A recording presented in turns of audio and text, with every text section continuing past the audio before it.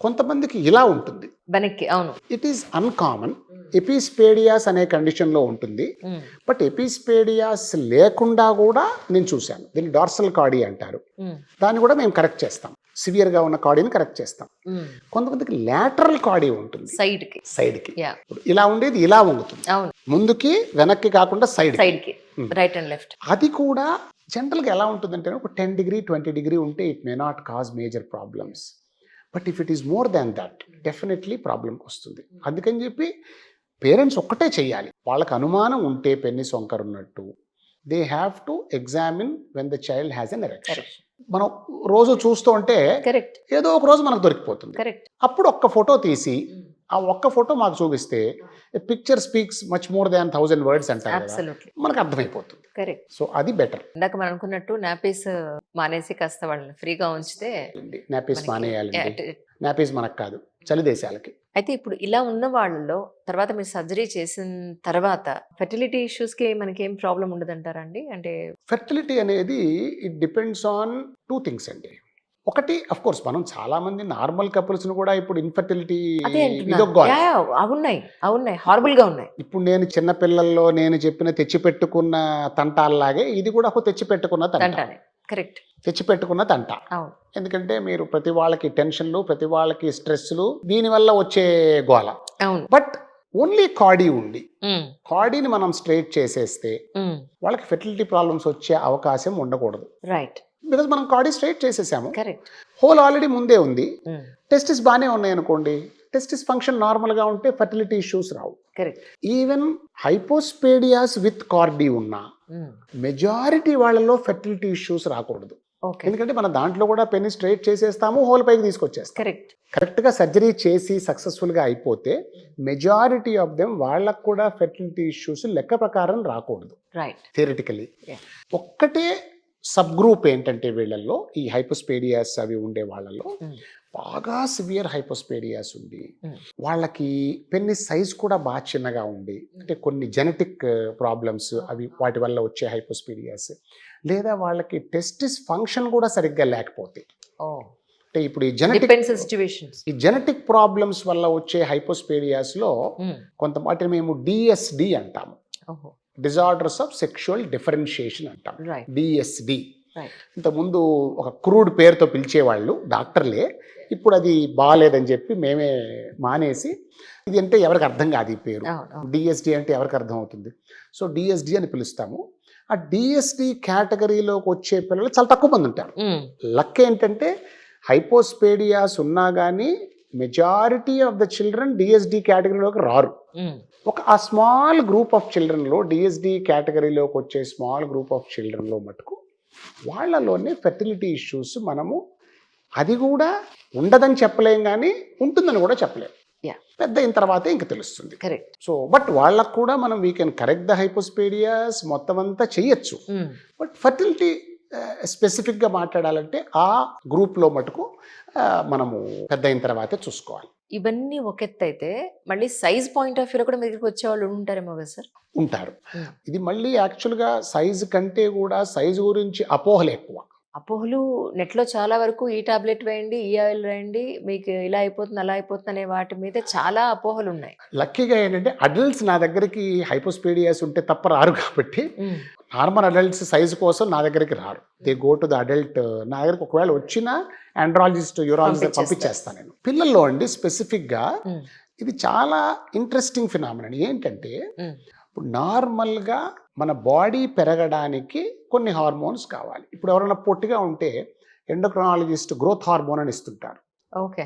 Growth hormone అని ఒక hormone మన బాడీలో, ఇప్పుడు ఈవెన్ థైరాయిడ్ హార్మోన్ కావాలి, అన్ని సమపాలలో ఉంటేనే బాడీ గ్రోత్ వస్తుంది. బాడీ గ్రోత్, థైరాయిడ్ హార్మోన్ తక్కువ ఉన్న పిల్లలు ఇంతే ఉంటారు, క్రిటిన్స్ అంటాం వాళ్ళు. అంటే వాళ్ళ బ్రెయిన్ డెవలప్ అవ్వదు, బాడీ డెవలప్ అవ్వదు, చాలా వాళ్ళని చూస్తే జాలేస్తుంది పాపం. అంటే జస్ట్ ఎర్లీగా డిటెక్ట్ చేసి నోట్లో థైరాయిడ్ ట్యాబ్లెట్ వేస్తే ప్రివెంట్ అయ్యేదానికి ఒక్కొక్కసారి విలేజెస్లో అక్కడ ఉండి పాపం డిటెక్ట్ అవ్వకపోతే వాళ్ళు అట్లా they become like that. But so body గ్రోత్కి ఏ హార్మోన్ అయితే పనిచేస్తుందో దానివల్ల పెన్నిస్ గ్రోత్ రాదు. ఓకే. పెన్నిస్ గ్రోత్ రావాలంటే టెస్టోస్టెరాన్ అనే హార్మోన్ ఉండాలి.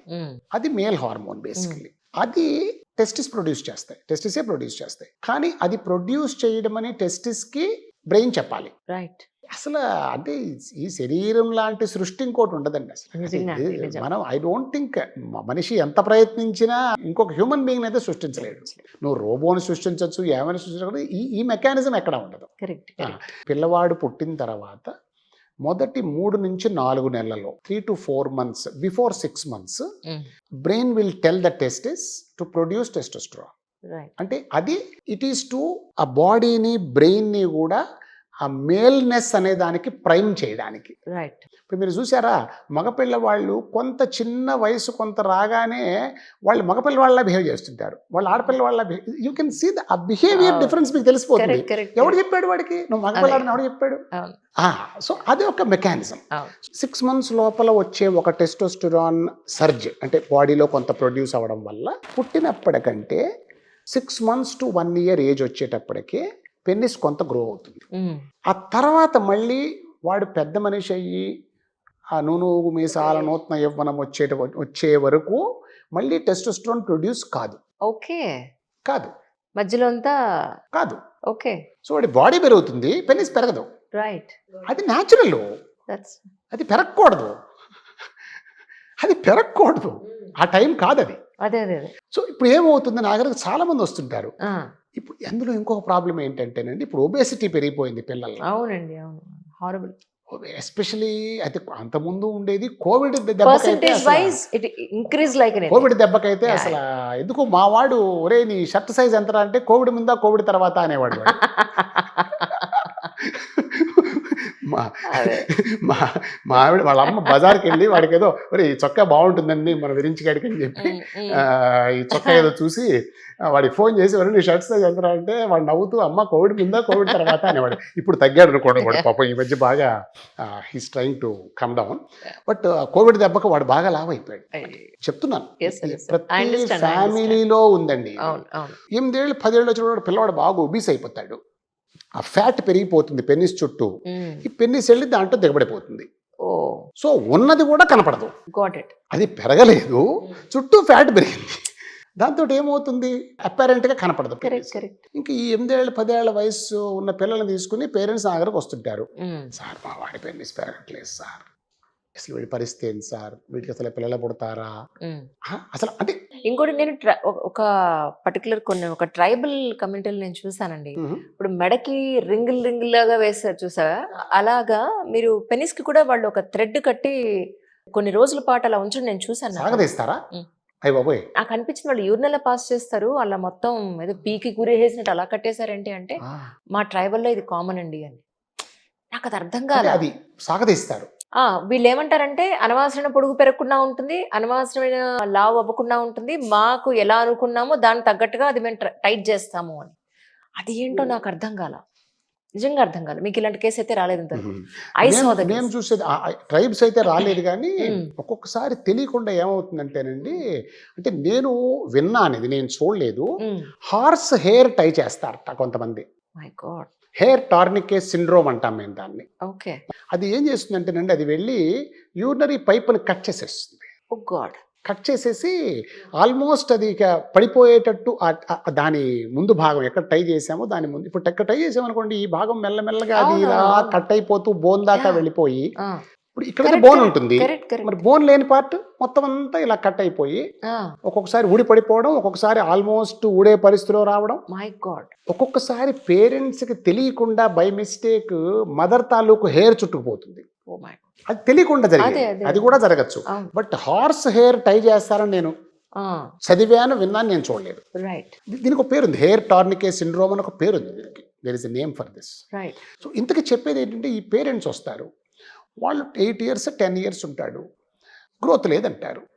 ఇంకా వాళ్ళు సార్ ఏదైనా టెస్టులు చేయండి, హార్మోన్ టెస్టులు చేయండి అంటే, వాడికి ఇప్పుడు హార్మోన్ టెస్టులు చేస్తే నార్మల్ వస్తాయి అంటే, నార్మల్ అంటే హార్మోన్స్ ఉండవమ్మా, లో లెవెల్స్ వస్తాయి.